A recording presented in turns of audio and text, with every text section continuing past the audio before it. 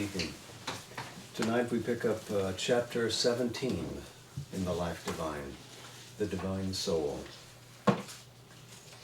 Of course, in recent chapters, we've been watching Sri Aurobindo develop a picture of the great chain of being as it descends from its inalienable unity in Satchit Ananda as an expression, a positive expression of that unknowable vastness which lies beyond, which we could only figure as non-being, because it escapes even the very definition of what it means to be. So great is it, so free is it. But as this inalienable unity of Satchitananda, through its power of consciousness force, leans towards expressing some ordered picture of its own nature, it forms a supramental consciousness which, in emerging from this unitive state, takes a triply stationed poise. They are not divided. We should not think of them as having fences between them. But in its first utterance, it says, I am vast, I am all comprehending. And then all potentiality, all multiplicity lies within that unity, but held back, unexpressed. But in the second poise of the supramental creative consciousness of the divine, there is a stationing of that immense knowledge behind and looking out as if to apprehend itself in other forms. And we begin to see the diversity of the oneness come into being without abrogating the oneness. Unity and diversity are in perfect balance. All comes from the oneness, knows itself to be part of that one. And yet, that same one, playing with its subjective power of self-concentration, can, in a way, stand back and look into the perfect truth of every form that rises from its being. The tertiary poise, the third poise of the supramental, is when, in a sense, this vast consciousness determines to project itself into those forms as if to dwell there, and yet does so without losing its sense of unity, without losing its oneness. So that while there is a stress on the diversity, it's always within the play of the one, which is all-containing. So in the first poise, we could say comprehensive unity. In the second poise, a balance, a harmony between unity and diversity. In the third poise, unity behind, diversity to the front. And so now, if this is the nature of the supramental consciousness, what then of this individuality, which is drawn from the soul individual, S-O-L-E? How is the S-O-U-L drawn from the S-O-L-E? The soul drawn from the soul.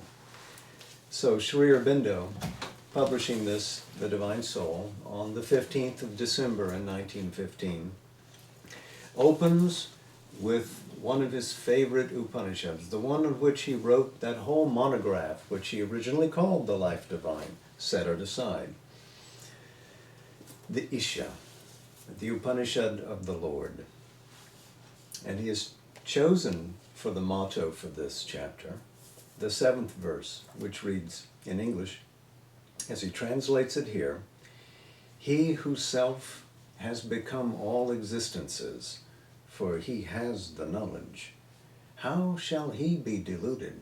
Whence shall he have grief? He who sees everywhere oneness. So clearly, this mystic aphorism captured in the Isha Upanishad is an expression of a profound experience and realization. Experience because even to see it is a great thing. To see this harmony, to see this oneness, bringing all things into its ken, abolishes all sense of grief. But to see that oneness permanently is the connotation here, because how shall he have grief who sees everywhere oneness? Not for a moment, but who just sees it. He has been seized by that oneness.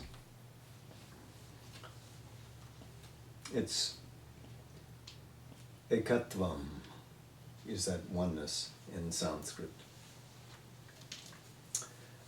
Now, Sri Aurobindo, in drawing upon this Upanishad,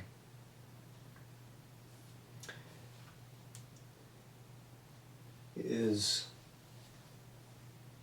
reintroducing us to a verse that he translated and published in the very first issue of the Arya.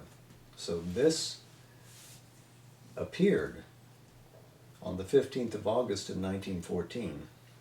But here he is slightly differed in the translation. He has gone back and edited it and said, I think I can do something a little more clear.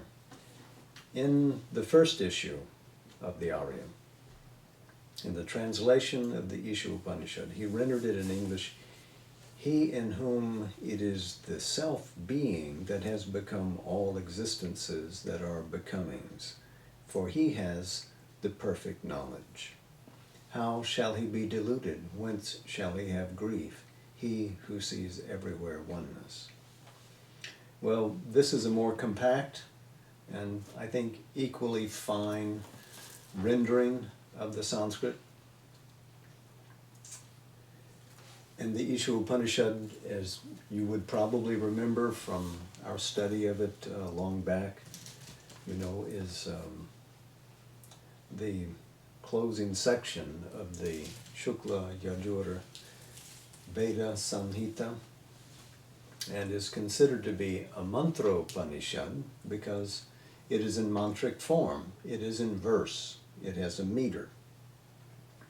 And it being the only Upanishad which is actually in the body of a Vedic collection, it is also called a Samhita Upanishad.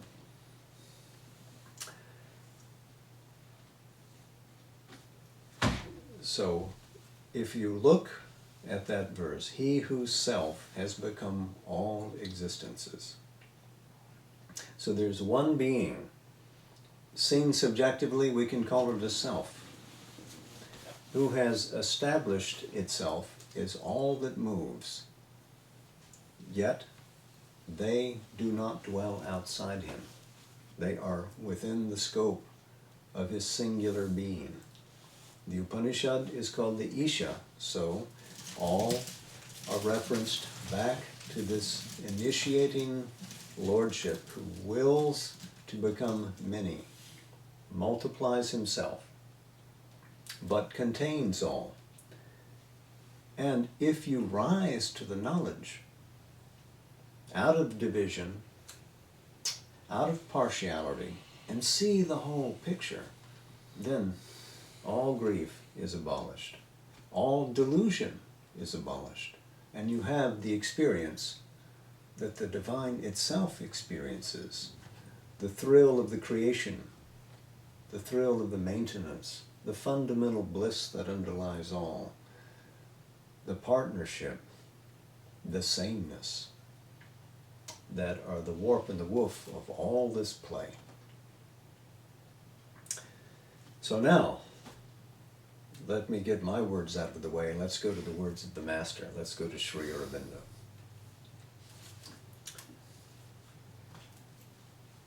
And he writes, by the conception we have formed of the supermind, by its opposition to the mentality on which our human existence is based, we are able not only to form a precise instead of a vague idea of divinity and the divine life, expressions which we are otherwise condemned to use with looseness and as the vague wording of a large but almost impalpable aspiration, but also to give these ideas a firm basis of philosophical reasoning, to put them into a clear relation with the humanity and the human life, which is all we at present enjoy, and to justify our hope and aspiration by the very nature of the world and of our own cosmic antecedents and the inevitable future of our evolution. So this is a very positive view. He has here compared and contrasted supermind and mind in order to develop a philosophic idea of what the divine nature is. When he says that we don't want to subject ourselves or be condemned to a vague wording or an impalpable aspiration. Impalpable, if you haven't met that word before, simply means incapable of being touched or incapable of being perceived by the senses or by the mind. So in other words, we have this notion of what it is we're talking about, but we can't quite say what it is. So to try to give a firm definition to some of these ideas, the triple status of the supermind, for instance, is an effort to render into philosophic language, that is, the clear language of mental reason, what would serve as a simulacrum of what that is. In other words, we know this is just a model, but it's a model that makes sense to the mind. And all of this is set within the perspective that the human gains of its life in general, not just an individual, but of human life as a whole, set within the framework of a growing consciousness expressed in terms of evolution, within the larger context of a cosmos, which has a fundamental ordering law to it, born from that divine creative consciousness of the supermind. So there's a positive basis of everything, and a place that we're developing ourselves to go to. We are retooling ourselves as we move along so that we can rediscover our own divine nature and our place in the whole, and find at the end of a long personal and cosmic journey that, we're back to that source, to that oneness. We never really could leave it, but to rediscover it and enjoy it all afresh is the delight of the play. So Sri Aurobindo then writes, we begin to grasp intellectually what is the divine, the eternal reality, and to understand how out of it the world has come. We also begin to perceive how inevitably that which has come out of the divine must return to the divine. We may now ask with profit and a chance of clearer reply how we must change and what we must become in order to arrive there in our nature and our life and our relations with others, and not only through a solitary and ecstatic realization in the profundities of our being. It is not enough for Sri Aurobindo for us to have an exalted mystic immersion into that absolute reality, into that oneness, the drop disappearing into the ocean. But we must bring the richness of what that is into all that we experience here, into self, into our relations with all, into the very world itself. Only that justifies it. So what he's saying here is that while we frame this in philosophic theory, there is a practical result towards which we aim. to change ourselves, how we must change and what we must become. That's the whole prospect. We don't want to simply know as an academic exercise, as an interior experience. We want to know how to do it. We're going to give this a yogic framework. This must become our experience, not only of the better parts of our nature, quote, but of all of our nature. Certainly, he writes, there is still a defect in our premises, for we have so far been striving to define for ourselves what the divine is in its descent towards limited nature, whereas what we ourselves actually are is the divine in the individual ascending back out of limited nature to its own proper divinity. Well, his apology we accept, but he's right on target in describing how in the great chain of being things emerge from the one and come down towards the diverse. But we have to remember from our own personal experience that to discover the divine within and to work back upwards is our direction of ascent. That's the practical purpose before us. So, he writes, this difference of movement must involve a difference between the life of the gods who have never known the fall and the life of man redeemed, conqueror of the lost Godhead, and bearing within him the experience, and it may be the new riches gathered by him from his acceptance of the utter descent. Nevertheless, there can be no difference of essential characteristics, but only of mold and coloring. We can already ascertain on the basis of the conclusions at which we have arrived the essential nature of the divine life towards which we aspire.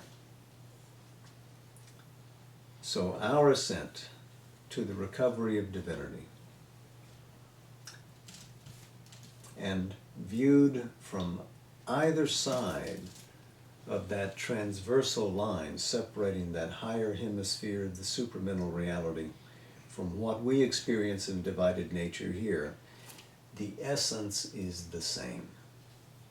Always, there can be no difference, as he says, of essential characteristics, only of mold and coloring, because there is only one existence, there is no second. Back to the Chandogya Upanishad. And so onward. Wonderful paragraph, right? What then would be the existence of a divine soul, not descended into the ignorance by the fall of spirit into matter and the eclipse of soul by material nature? So now he will give us a description. What would be its consciousness? Living in the original truth of things, in the inalienable unity, in the world of its own infinite being, like the divine existence itself, but able by the play of the divine Maya and by the distinction of the comprehending and apprehending truth consciousness to enjoy also difference from God at the same time as unity with Him, and to embrace difference and yet oneness with other divine souls in the infinite play of the self-multiplied identical. So he has put a whole philosophy into a sentence. So the divine soul that he describes here is that individual soul, the truth of your existence. He is not describing simply the Lord, but the Lord imparted to all beings, dwelling secretly inside all beings, as he says, like the divine existence itself, but able by the play to enjoy also difference from God and unity with Him. So that same divine reality dwells within each of us that he will now describe in some detail in terms of its rounded characteristics. But it's always present within us. We must not forget that. We must ever push forwards or inwards to discover it in ourselves and in others. So he continues, obviously, the existence of such a soul would be always self-contained in the conscious play of Satchit Ananda.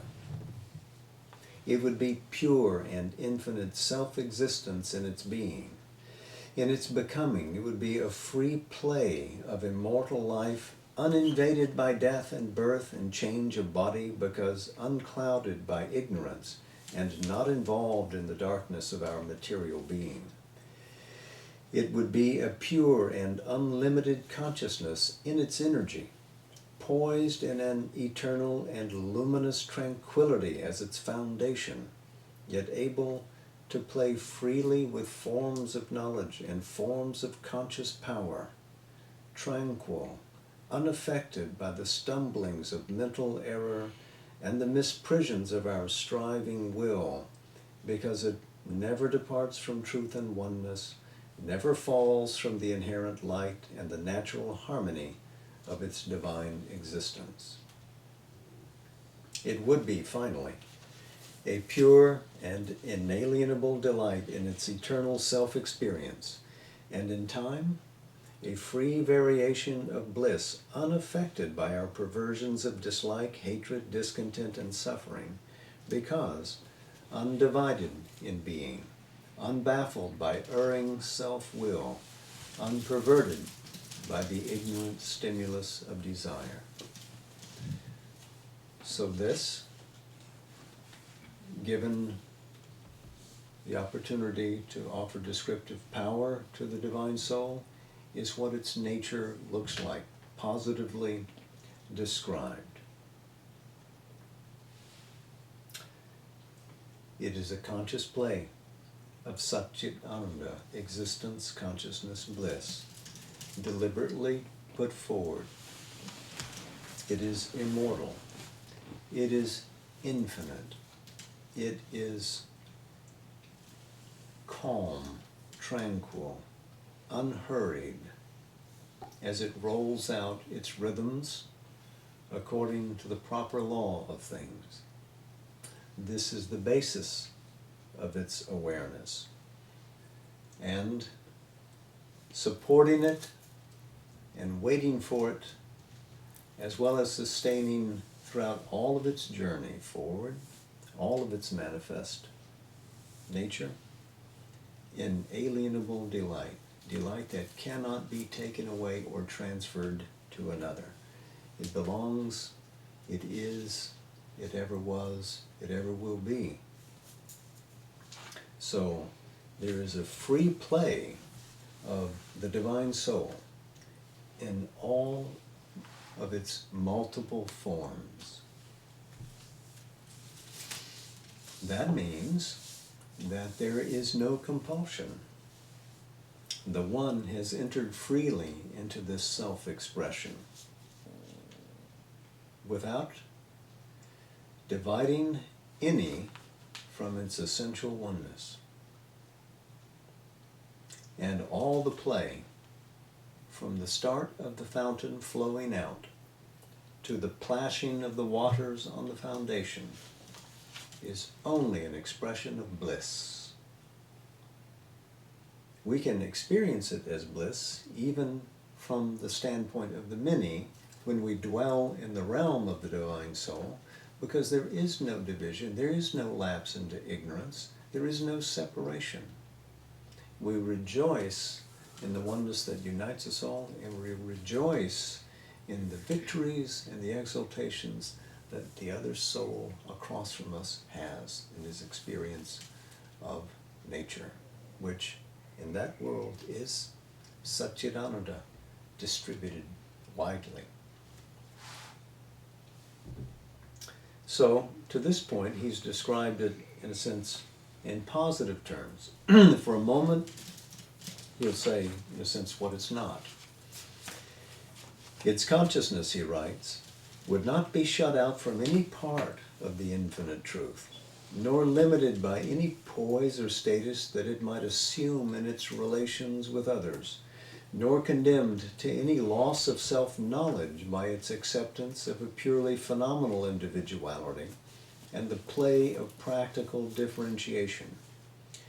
It would, in its self-experience, live eternally in the presence of the Absolute.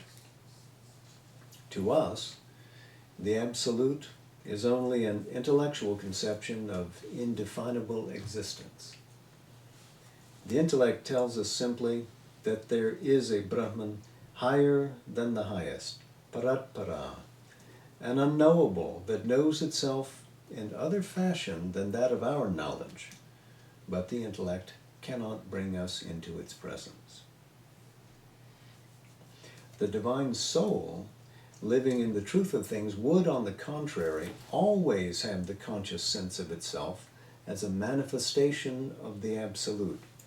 Its immutable existence it would be aware of as the original self-form of that transcendent, Satchit Ananda. Its play of conscious being it would be aware of as manifestation of that in forms of Satchit Ananda. In its every state or act of knowledge, he would be aware of the unknowable cognizing itself by a form of variable self-knowledge. In its every state or act of power, will or force, aware of the transcendence possessing itself by a form of conscious power of being and knowledge.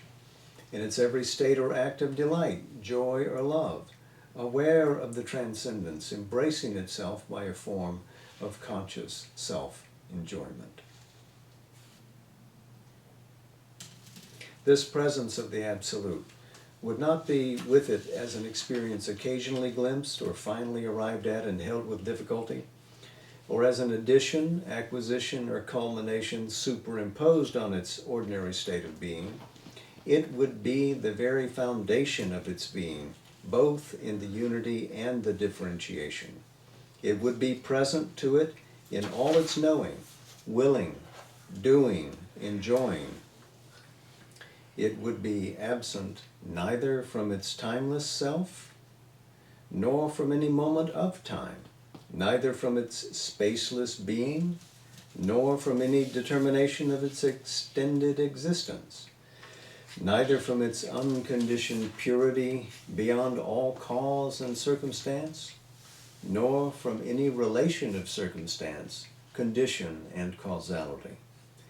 This constant presence of the Absolute would be the basis of its infinite freedom and delight, ensure its security in the play, and provide the root and sap and essence of its divine being. So it is a reality undivided, unlimited, undimmed. This divine soul would feel itself eternally as the Absolute. It would know itself to be a deliberate manifestation of the Absolute, self-formed, drawn from the reality of Satchit Ananda. Its presence, the Absolute presence, would be constant, foundational, never segmented, never splintered. And because it is the Absolute that has entered into forms, it is forever free. The divine soul would feel the Absolute within itself, whether it is ensconced in time and space, or if it is outside all circumstance, wrapped in its own timeless, infinite, unexpressed existence. The Absolute would be present in a sense throughout. When we read the Mandukya Upanishad, you remember that fourth state, the Turiya. The first was the expression of the manifest and visible universe. The second poise of the Divine Spirit was the conceptive consciousness as it is drawn into itself. And the third was its absorption into absolute consciousness so that there is no separation between self and object. They don't even exist. And from that state of deep knowledge comes the conceptive consciousness, manifesting as the visible, moving universe. And yet, there is a fourth state, which is beyond all, beyond even that deep sleep spirit, where consciousness is all within itself. That fourth state, Turiya, is such as is described here by Sri Aurobindo as the Absolute. Beyond all definition, free even of its positive formulation as Satchidananda, expressed as the creative harmony of the supramental consciousness, ere it descends into the divided world of mind, life, and body. That is the all-comprehensive reality. So, this divine soul is always aware of that, not through an act of discovery, but because it is its nature. It doesn't have to go out and find it again because it has never been lost. The supramental is where we find this divine soul. And this divine soul is the center of our manifest being even here. But here, in these passages, we speak of it in its own realm, in its own world, and what it is like.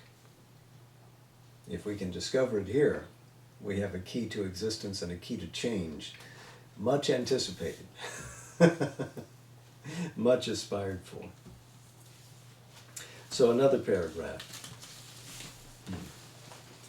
Moreover, such a divine soul would live simultaneously in the two terms of the eternal existence of Satchidananda, the two inseparable poles of the self-unfolding of the Absolute, which we call the One and the Many. All being does really so live, but to our divided self-awareness there is an incompatibility, a gulf between the two, driving us towards a choice, to dwell either in the multiplicity exiled from the direct and entire consciousness of the One, or in the unity repellent of the consciousness of the Many. But the divine soul would not be enslaved to this divorce and duality. It would be aware in itself at once of the infinite self-concentration and the infinite self-extension and diffusion.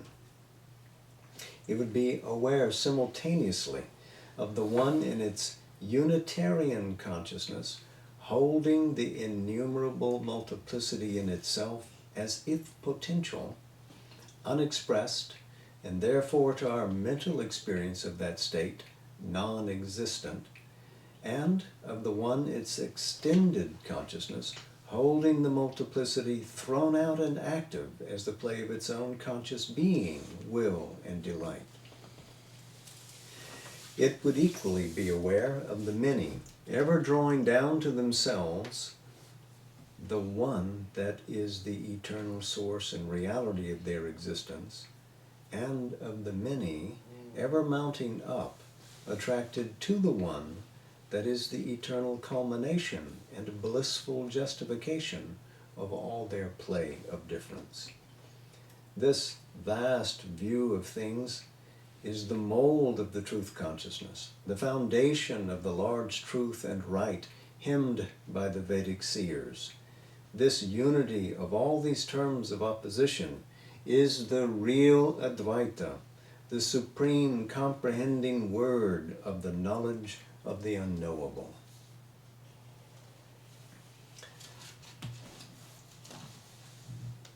So the one and the many are equally supportive ends of a whole. The many drawing their reality into a dispersed manifestation of the one.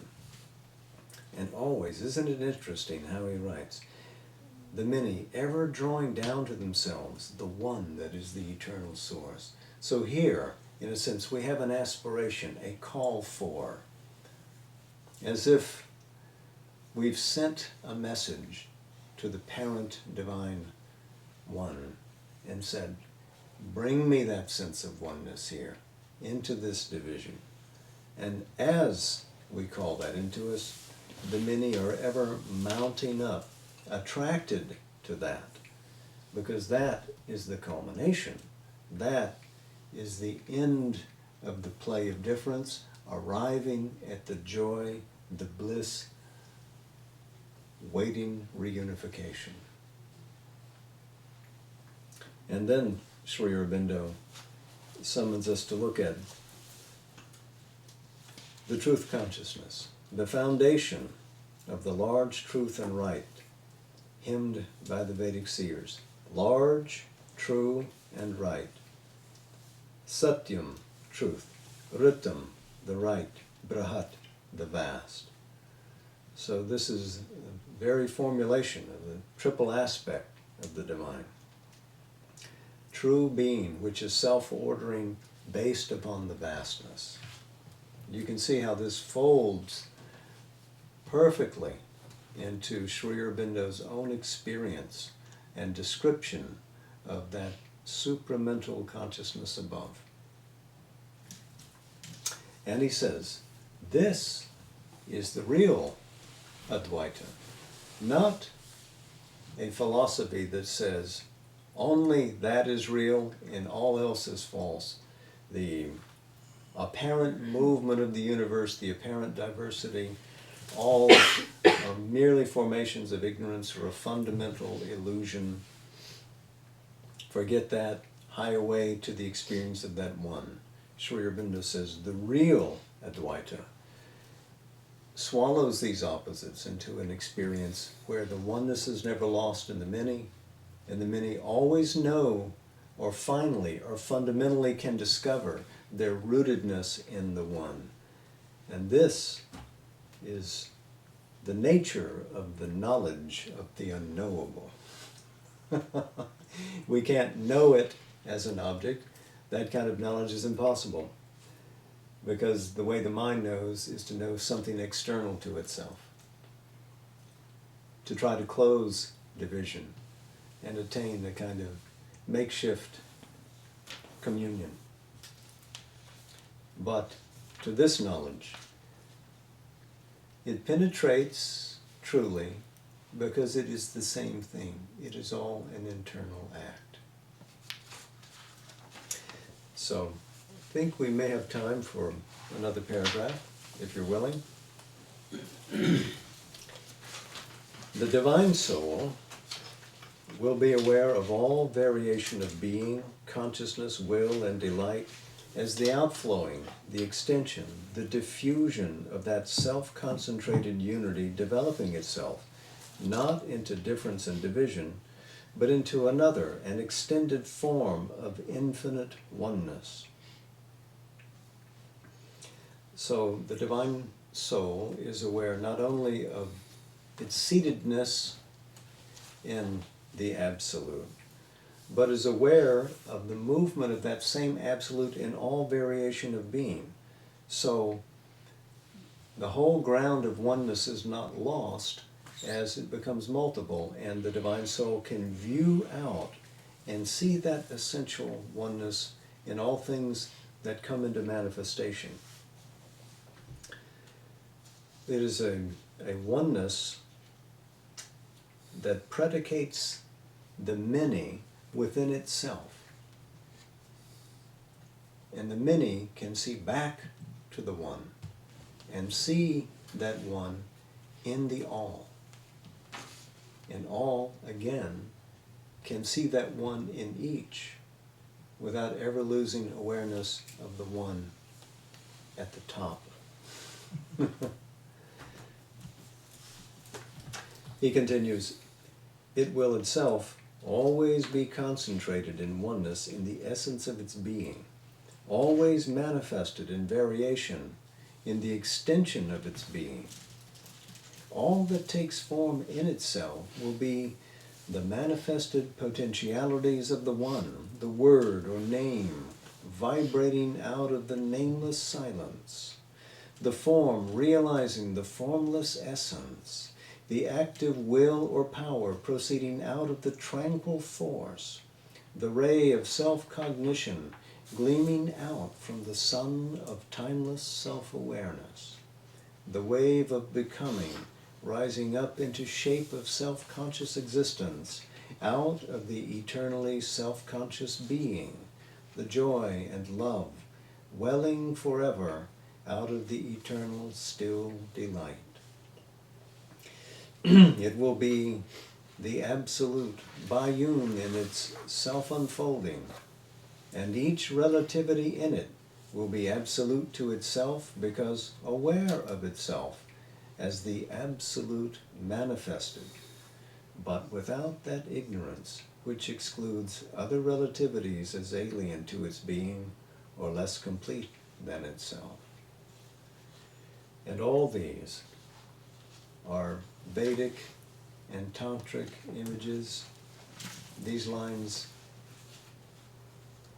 echo and encapsulate various schools of Vedantic philosophy and bhakti, aspiration, and devotion. Masterfully said. I think this is a good place to stop, and we'll complete the rest of the chapter next Sunday, which will be closing in on the 24th of April. Will be within a few days of the 24th of April, that occasion when Mother returned from Japan to stand next to Sri Aurobindo and launch the integral yoga and its practicum.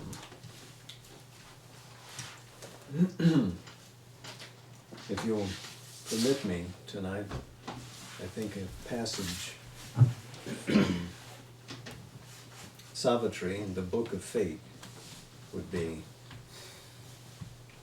apposite.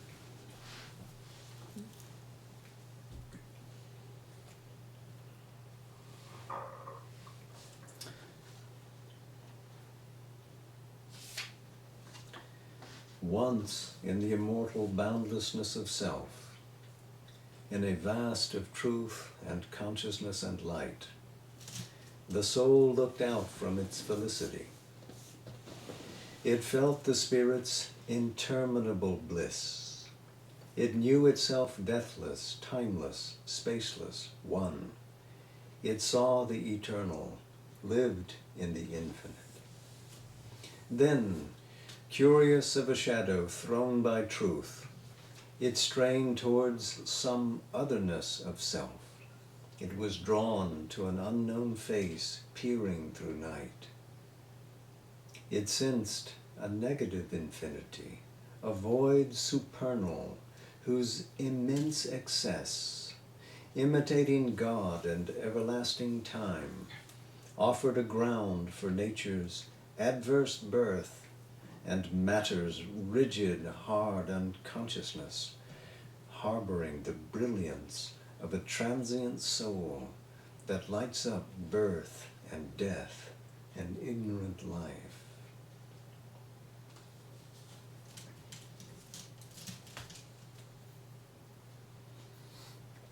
Some lines later.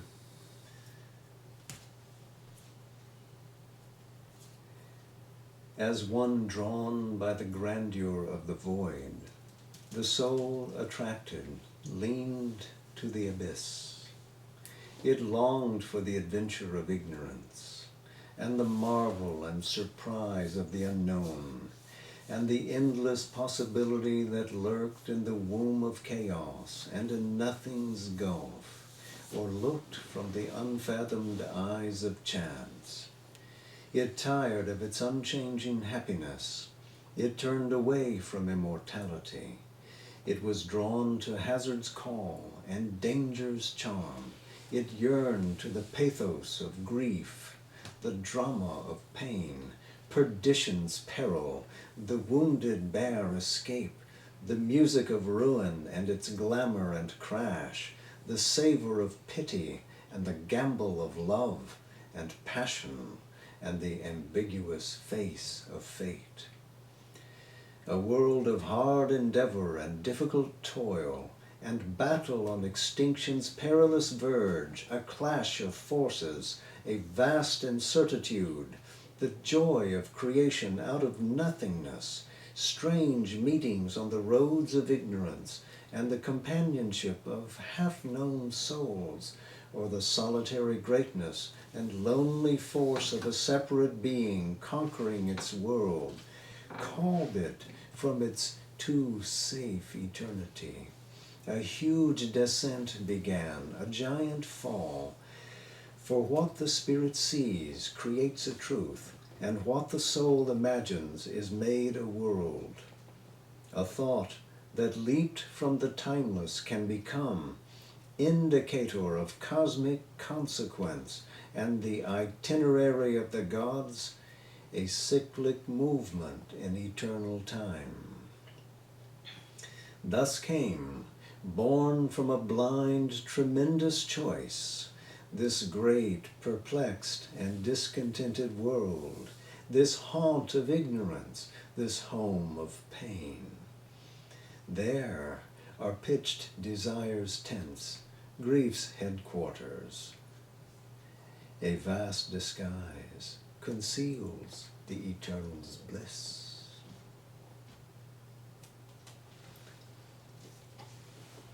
Ending Narod's quote.